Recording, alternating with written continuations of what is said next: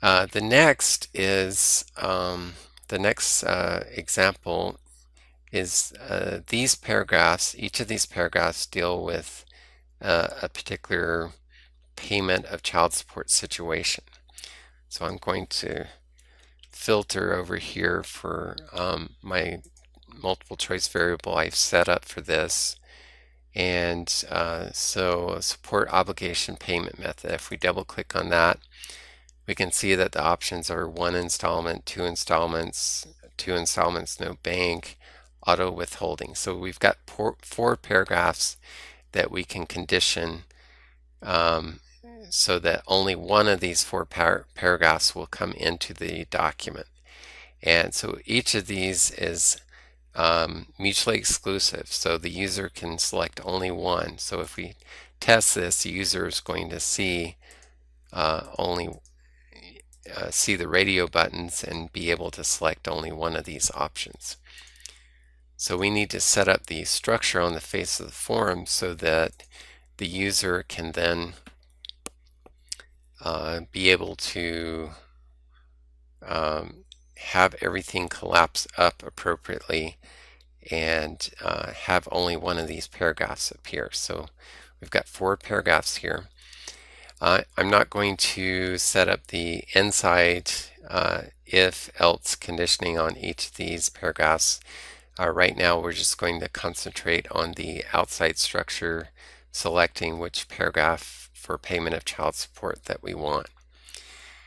So first thing you do is highlight the first paragraph, and remember start right at the beginning of the paragraph with the automatic numbering, so 17.4 there, and then you go down and capture that spacing paragraph mark, and then you click your if field button, and we're going to set it up as an if expression because we're using the multiple choice variable. And then we scroll down and find our support obligation payment method and drag it up, and then drag up our equal sign, and then do control space bar, and this and then our down arrow to one installment, and then press the enter key to select that option, and then we click OK. And so that puts the if statement up here. It's an automatically numbered paragraph as well, but remember, if conditioning eats that paragraph mark, so do not be alarmed that additional automatic numbered paragraphs are coming in. What will happen is HotDocs will eat that paragraph and eat the paragraph here at the end if, and then things will collapse up appropriately. Okay, so we're building a chain here. So we're saying if the multiple choice variable equals one installment, do that, and then what we want to do is say else if the multiple choice equals option 2, we're going to do this, and then we're going to say else if option 3, do this. And so we're building that kind of structure. So again, you highlight the end if to continue the chain of reasoning, and then you highlight the paragraph and the spacing after the paragraph that you want to capture, and then you click if field and else if expression, and then once again you go find the multiple choice variable you're conditioning this on and bring up the equal sign, and then press your control space bar and then your down arrow down to 2 installments, and then press your enter key to put that in. So that completes the expression. So MC equals the second option, and then click OK. And then what happens is the else if statement is created there, and the end if is kicked down to the end here. And then we just continue on with the chain of logic. We're going to again highlight the end if at the end there, and then the next paragraph that we want to condition all the way down to and capturing that spacing paragraph mark in between the paragraphs, and then click if field and else if expression. And then once again, you can start typing part of the variable name, and then Control Spacebar will give you variables that have the words that you typed in there. And the closest one in this case is the variable I want, so I press my Enter key, and then a space and an equal sign, and then Control Spacebar.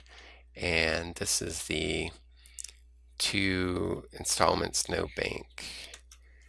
And I press my down arrow to get to the option, and then press my Enter key, and then I click OK. And once again, the else if statement has come in there, and the end if has been kicked down to the last part there. So we have one more conditioning to do. So we'll again highlight the end if, and then the last paragraph there, and the spacing after it, and then click if field, else if expression, and then support obligation, payment method, space, equal sign, Control Spacebar, and auto withholding. And then we click OK. And so here is the complete chain. So if we go up here to the first one, one way you can kind of map out the chain of reasoning is to click Match Fields, and then it takes you through each of the else ifs and down to the end if, and then back up to the top. So if your if conditioning or if else if conditioning is spanning several pages, this Match Fields button will come in handy. Just remember that when you have multiple choice variable that select one only, where the options are mutually exclusive, then the best structures to set it up with are either as we did before, the if MC equals A, else end if. So if MC equals A, do this, else do that, end if. Otherwise, if you've got more than 2 options where it's not mutually exclusive, then you can set it up to where if MC equals A, else if MC equals B, else if MC equals C, end if. And so this is a really good skill to know. And this concludes the instruction on the else and else if expressions. If you have not already done so, listen to the videos if logic based on true-false variables and if expressions to learn more about if conditioning. Thank you.